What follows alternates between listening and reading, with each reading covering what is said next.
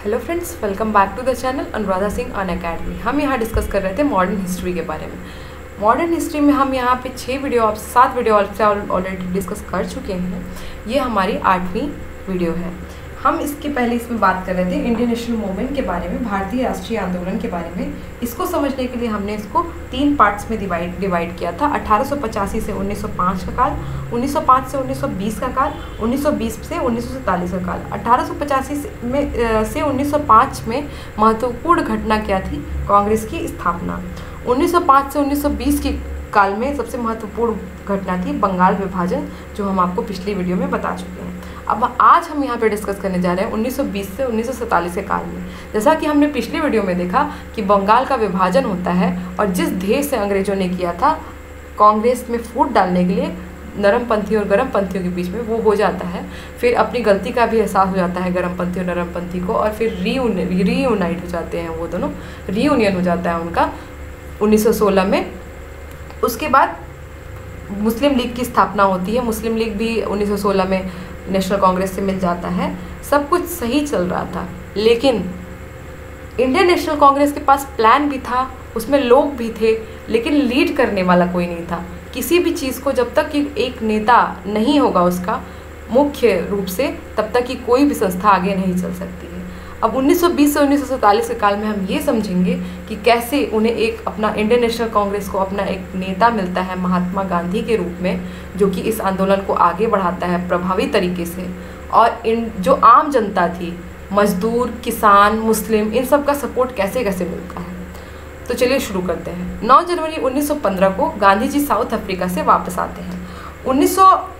1893 में गांधी जी एक बिजनेसमैन दादा अब्दुल्ला का केस लड़ने के लिए साउथ अफ्रीका गए थे, और वो वहाँ पे जाके देखते क्या है कि इंडियंस पर अत्याचार चल रहा होता है। इसलिए उन्होंने वहाँ एक संस्था बनाई जिसका नाम था नेडल इंडियन कांग्रेस, और अपनी एक मैगजीन लिखी इंडियन ओपिनियन के नाम से। और इंडियंस को अपनी वो अधिकार दिला करके वापस आ जाते हैं इंडिया 9 जनवरी 1915 को। 9 जनवरी को हम प्रवासी भारतीय दिवस भी इसी उपलक्ष्य में हर साल मनाते हैं। अब दूसरी चीज़ अब यहाँ पे क्या हो रही थी कि फर्स्ट वर्ल्ड वार चल रहा था, प्रथम विश्व युद्ध चल रहा था 1914 से 1918 के बीच में। गांधी जी और उसमें भारतीय सैनिक पार्टिसिपेट कर रहे थे, क्योंकि ब्रिटिशर्स उनको इस चीज़ के लिए बोल रहे थे कि आप हमारा साथ दीजिए विश्व युद्ध में। जब सैनिक वहाँ फर्स्ट वर्ल्ड वॉर के अंतर्गत युद्ध के लिए जा रहे थे, पार्टिसिपेट कर रहे थे, तो वहाँ उन्होंने देखा कि सबके अंदर राष्ट्रवाद की भावना कितनी ज़्यादा है। इस कारण से सैनिकों के अंदर राष्ट्रवाद की भावना आई, वहाँ पे लोगों को लड़ते हुए अपने राष्ट्र को देख करके। और उसी बीच जबकि ब्रिटिश का ध्यान यहाँ थोड़ा कम था, तो उसी बीच भारतीय उद्योगपतियों की स्थिति यहाँ मजबूत होने लगी। अब जब गांधी जी जब भारत वापस आते हैं 9 जनवरी 1915 को, तब यहाँ पे फर्स्ट वर्ल्ड वॉर चल रहा था। तो जब वो यहाँ पे वापस आते हैं, तो वो अंग्रेजों की तरफ से विश्व युद्ध में जाने के लिए आम जनता को बोलते हैं। आम जनता को से वो निवेदन करते हैं कि आप भी अंग्रेजों की तरफ से भाग लीजिए विश्व युद्ध में। वो ऐसा क्यों कहते हैं?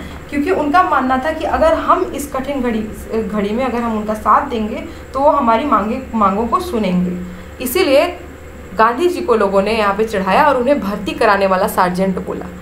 और अंग्रेज उनसे खुश होकर उन्हें कैसर हिंद की उपाधि दी थी इसी समय।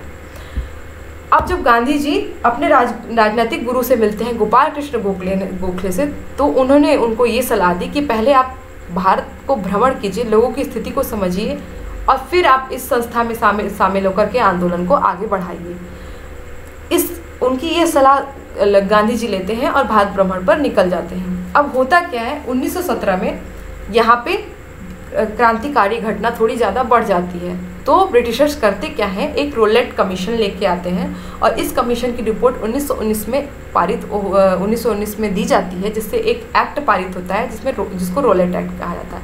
अब इस रोलेट एक्ट में होता क्या है कि किसी भी इंसान को को भी केवल शक के आधार पर गिरफ्तार किया जा सकता है, उसकी कोई वजह नहीं बताई जाएगी। अब ये चीज़ तो गलत हुई, तो इसलिए गांधी जी द्वारा रोलेट एक्ट को शैतान का कानून कहा गया, क्योंकि इससे हमारे राइट्स का, हमारे अधिकारों का हनन हो रहा था। इसलिए गांधी जी ने रोलेट एक्ट को शैतान का कानून कहा।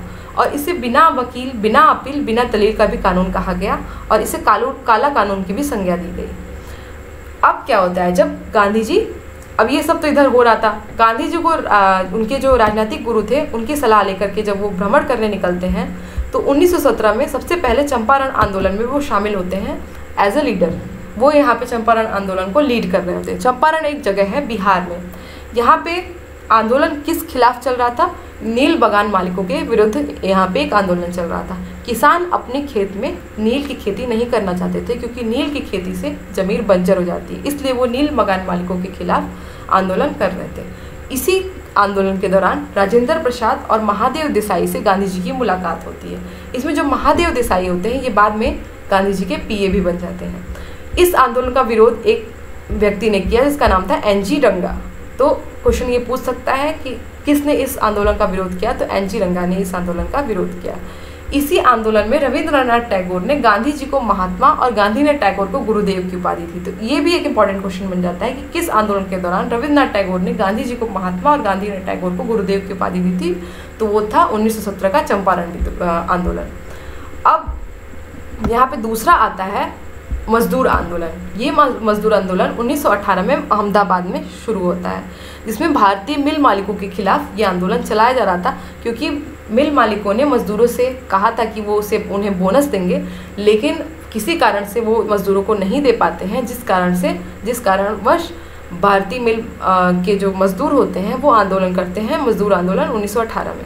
इसमें गांधी जी ने पहली बार भूख हड़ताल की थी एवं ट्रस्टीशिप का सिद्धांत किया था। तो क्वेश्चन पूछ सकता है कि किस आंदोलन के दौरान गांधी जी ने भूख हड़ताल की थी? तो मजदूर आंदोलन जो 1918 में अहमदाबाद में हुआ था, इसी आंदोलन में गांधी जी ने भूख हड़ताल की थी और पहली बार गांधी जी पर समाजवादी विचारधाराओं का प्रभाव देखा गया था। अब मजदूर आंदोलन जो कि अहमदाबाद में हुआ था, वहीं से गांधी जी खेड़ा चले जाते हैं 1918 में, जो भी गुजरात में ही पड़ता है खेड़ा।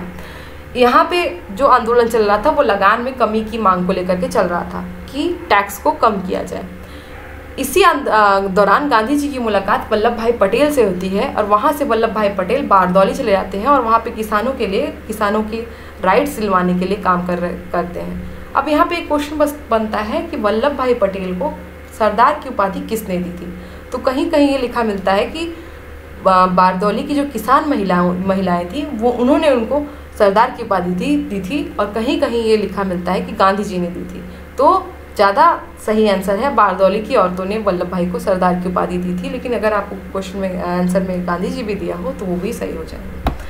अब इसी बीच क्या होता है कि 1919 से 1920 के बीच में पेरिस कॉन्फ्रेंस होता है, जिसमें ब्रिटेन से टर्की की संधि होती है और टर्की का जो खलीफा का पद होता है उस पर कई तरह के बंधन दिए जाते हैं। और खलीफा क्या होते हैं? खलीफा इस्लाम के मुस्लिमों के सबसे बड़े गुरु होते हैं। इसलिए मुस्लिमों को ये लगने लगता है कि ब्रिटिशर्स जो हैं, अंग्रेज जो हैं, वो खलीफा के मुस्लिम होने के कारण उनको इतना बुरा व्यवहार उनके साथ कर रहे हैं। इसी कारण से मुस्लिम भी इस आंदोलन में, खिलाफत आंदोलन के रूप में इस आंदोलन में शामिल हो जाते हैं, जो कि 1919 से 1920 में चल रहा होता है। अब आपने देखा किसान शामिल हुए, मजदूर शामिल हुए और सैनिक शामिल हुए। अब यहाँ पे मुस्लिम भी शामिल होते हैं 1919 से 1920 के कारण क्या रहता है कि उनको लगता है कि उनके जो सबसे बड़े गुरु हैं खलीफा, उनके साथ मिसट्रीट कर रहे हैं ब्रिटिशर्स।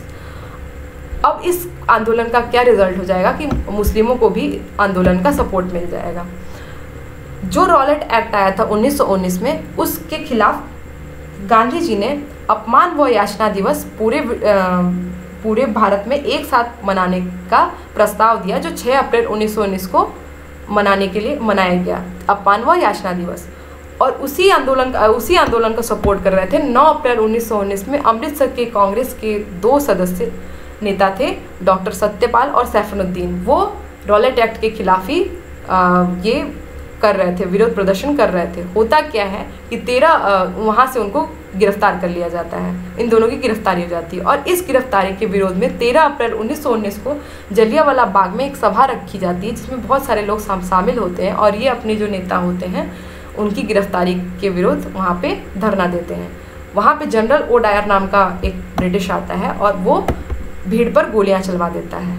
ये बहुत ही बेकार काम था जो अंग्रेजों द्वारा किया गया था कि उन्होंने निहत्थे भीड़ पर गोलियां चलवा दी और इसका विरोध करते हुए रविंद्रनाथ टैगोर ने नाइटहुड की अपनी उपाधि वापस कर दी और शंकर नायर ने वायसराय काउंसिल के पद से इस्तीफा दे दिया। अब यहाँ से आप देखेंगे कि आंदोलन एक नया रुख ले लेती है। गांधी जी ने कहा कि ऐसी सरकार जो लोगों पर गोलियां चलवाती है, ऐसी सरकार का समर्थन और सहयोग करना गलत होगा। इसलिए उन्होंने खिलाफत आंदोलन को सहयोग किया, जो 1919 से 1920 के काल में अंग्रेजों द्वारा चलाया जा रहा था, उसको उन्होंने सपोर्ट कर दिया और 1920 में एक नया आंदोलन ये शुरू करेंगे, असहयोग आंदोलन। इसके बारे में हम अपने नेक्स्ट वीडियो में पढ़ेंगे। तब तक कि आप वीडियो को लाइक करिए, चैनल को शेयर करिए और सब्सक्राइब करिए। Thank you so much.